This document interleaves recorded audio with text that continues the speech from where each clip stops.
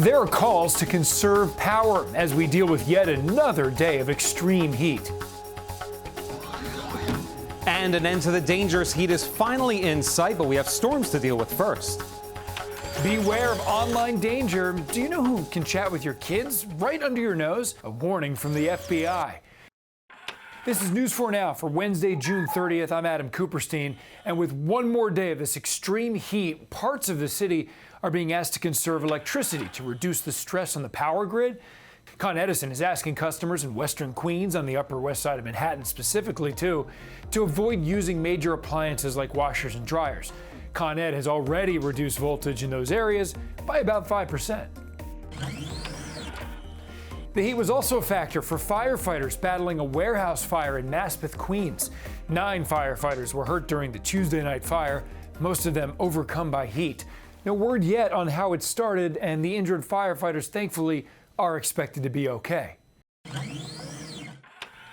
We have another hot day on tap, but with it comes the threat of storms and some changes ahead.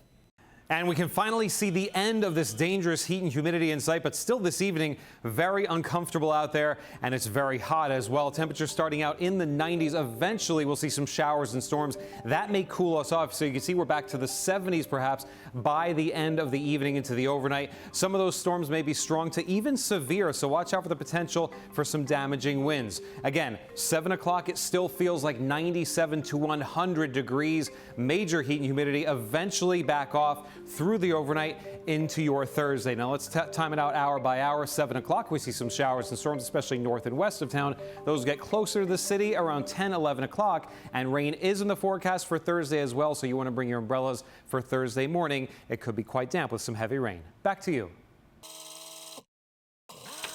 The city's Board of Elections is apologizing for a major mistake with the first ranked choice voting results released for the primary.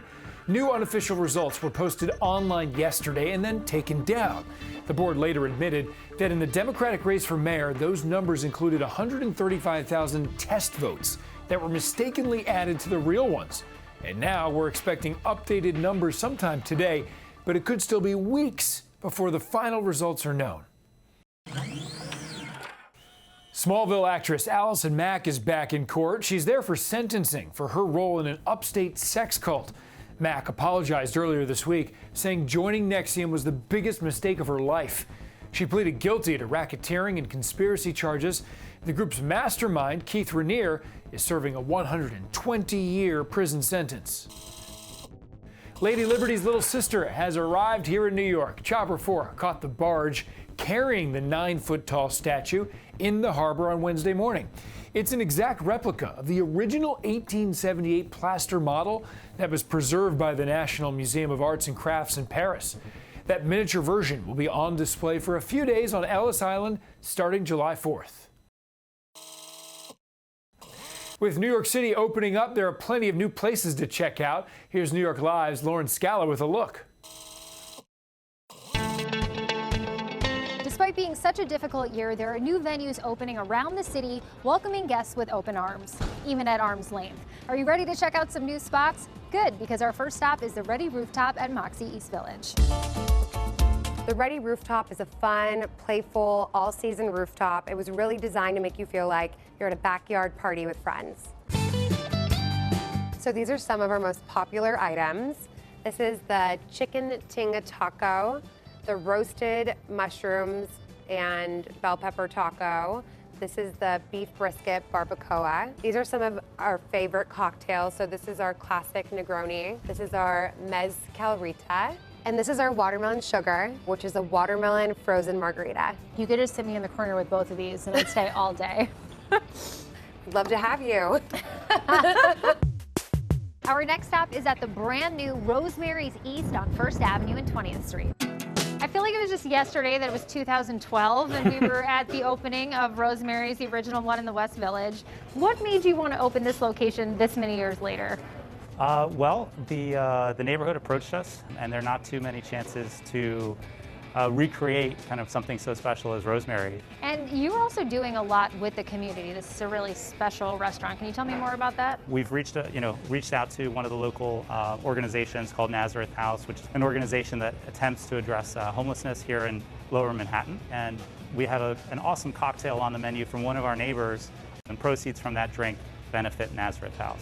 That's really tasty. Just as we had when we opened the original Rosemary's back in 2012, we opened with 40 wines, all at $40. And the idea there is to really offer amazing Italian wines at an affordable kind of everyday rate. So we've got 3 kind of Rosemary signature pastas, the classic orecchiette with a homemade sausage, lemon linguine, and then kind of a take on a pesto rosso. It's date food. Not first date food, second date food. So good, everything. Can you open a few more? Maybe in my neighborhood? We're working on it. We're working on it. Well, parents certainly know their kids love online games, and that love only grew during the pandemic. But the FBI has an urgent warning about the danger lurking on some of these gaming platforms. News 4 consumer reporter Linda Beccaro explains. A warning tonight from the FBI about predators luring children on popular gaming sites. These perpetrators are playing to the ego of the children. Oh, you're such a great player. That was such a great score. That was a great shot. And it builds and builds. And ultimately what we're seeing is that chat is then being redirected off of that platform, that gaming platform. Predators move kids to private chats and then groom them to send photos or other personal information. Cases are up 18% since COVID.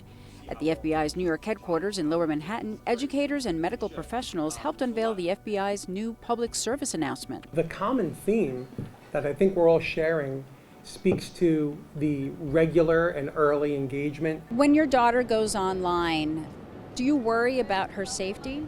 Yes, it is very dangerous for my kids. The New York Public Library has these tips. Parents should set up rules for going online. Children shouldn't give out passwords or personal information like their address or the name of their school without their parents' permission.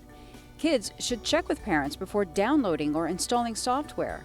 Also, never agree to meet someone you met online without telling the parents, and immediately tell parents if any information shared online makes you uncomfortable. The FBI also recommends that parents use the parental control settings on digital devices, for example, locking them during certain hours, and also setting limits on which apps they can download. Parents can also ask pediatricians and teachers to engage kids in conversations about online safety.